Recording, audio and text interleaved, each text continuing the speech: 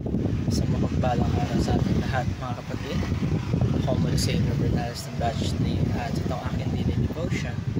At ngayong araw ipag-usapan natin ay kung ikaw ba ay isang aksidente o disenyo ng Diyos. At ang Bible verse natin ay mula sa Psalm chapter 8 verse 3 to 4.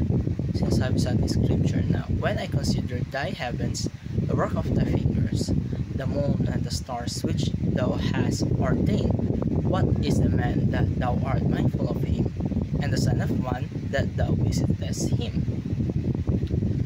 Ngayong araw, topic natin at tatalakayin natin kung tayo ba ay sa aksidente o disenyo tayo ng Diyos under ng konsepto ng intelligent design. Sa panahon natin ngayon, maraming nagsasabi ng buhay bunga lang daw ng aksidente o evolusyon. Tayo raw ay produkto lamang ng random na pagsabog o chance. Pero kapag binasa natin ang Biblia, may kita natin ang taliwas ito sa sinasabi ng mundo. Sinasabi nyo sa intelligent design, "I believe that God directly created the world and all life in it." Hindi dahil sa tsamba, kundi dahil sa choice. Tinanan niya tayo, may layunin tayo, may disenyo tayo, may saysay ang lahat ng nilikha niya, lalo na tayong mga tao. Babalikan natin ang Psalm chapter 8 verse 3 to 4. Sinasabi dito ni David, "When I consider thy heavens, the work of thy fingers."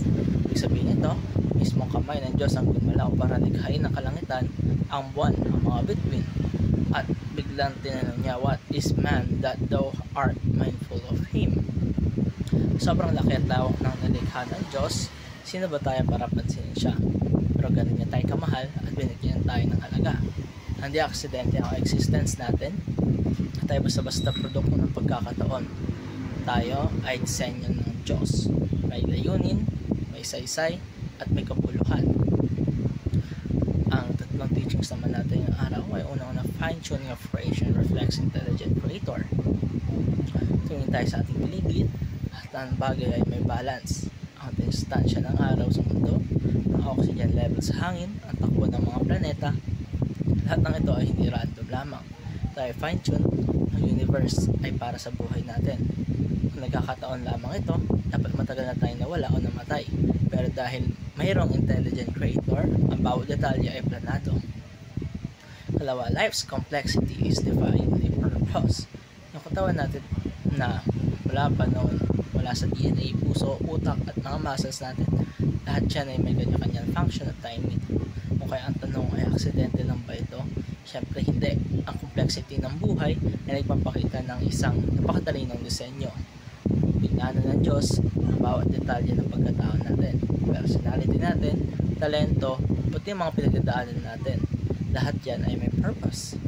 At tatlo ay intelligent design glorifies intelligent designer. Pag tinitignan natin ang ganda ng kalikasan, ang interstices ng human body o ang harmony ng galaxies, hindi natin papipigilang mamangha. Pero ang tunay na layunin ng lahat ng ito ay para luwalhatiin ng may likha. Hindi para sa siyensya lamang, hindi rin para sa mga teorya, hindi para ipakita kung gaano kagaling o gaano ka-glorify ang ating Panginoon.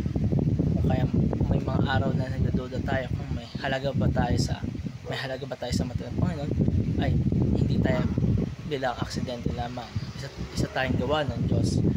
Kaya tayo ay gawa ng may pag-iingat, may purpose at may intention.